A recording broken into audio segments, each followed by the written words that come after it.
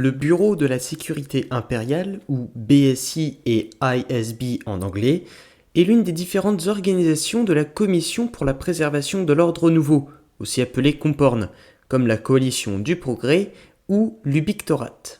Pour faire simple, la Comporn est une agence gouvernementale de l'Empire galactique conçue spécifiquement pour le maintien des idéaux du Nouvel Ordre.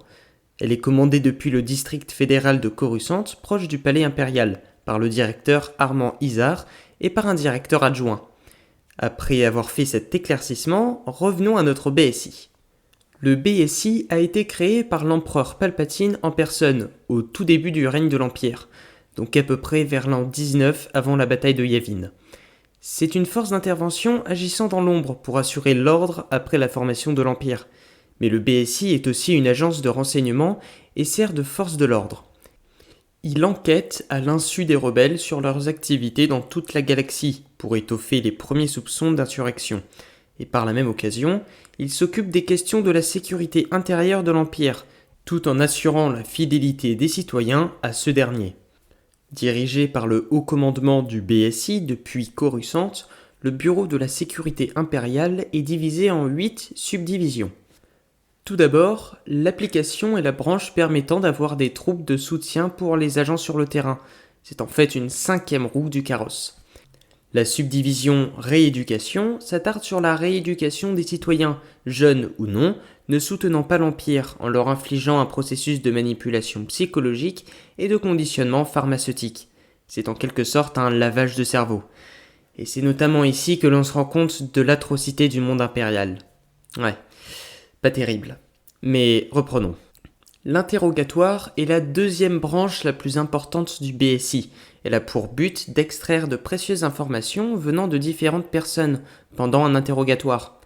D'ailleurs, il déclarait avoir un taux de réussite de 95% dans la récupération de données utiles auprès des interrogés. Pour information, le BSI a utilisé des unités d'interrogation ITO qui ont été développées par le département militaire des armes avancées.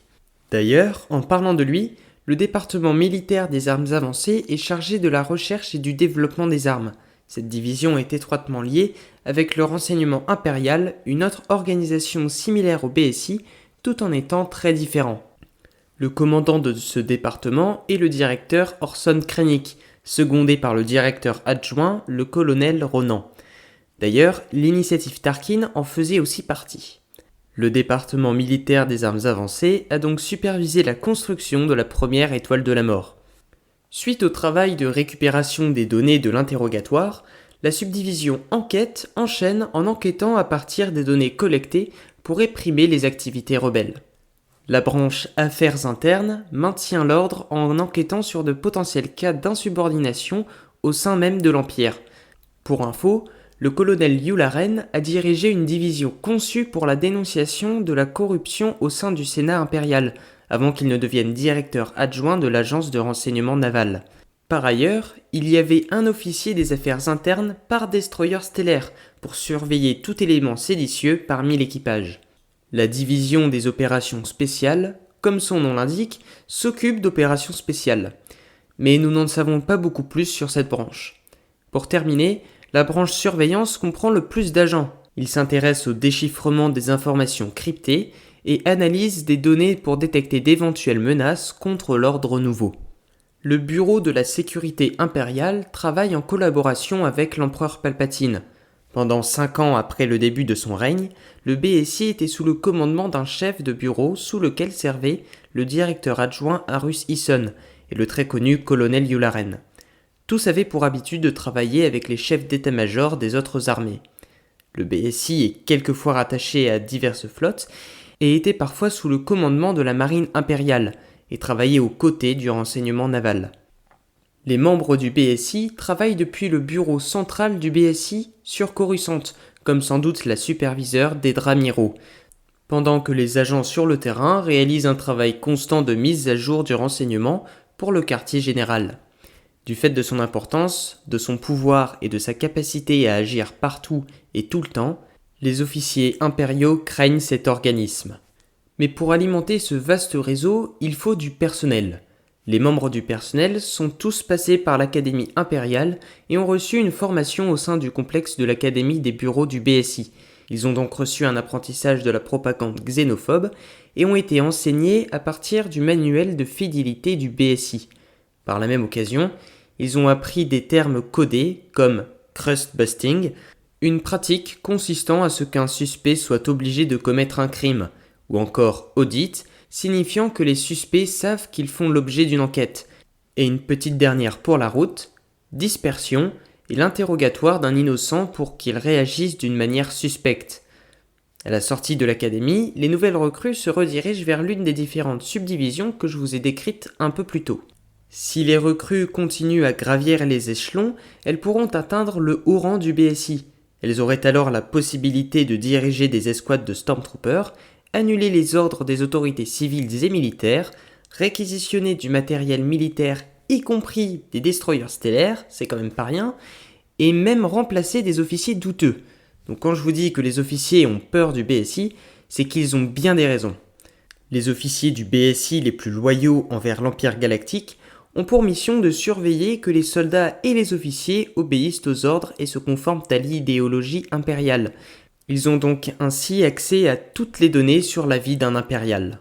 Petite information à part, un Gothal du nom de Barisk Favin travaillait comme agent du BSI. Très étonnant qu'un non-humain fasse partie de l'organisme le plus xénophobe de l'Empire.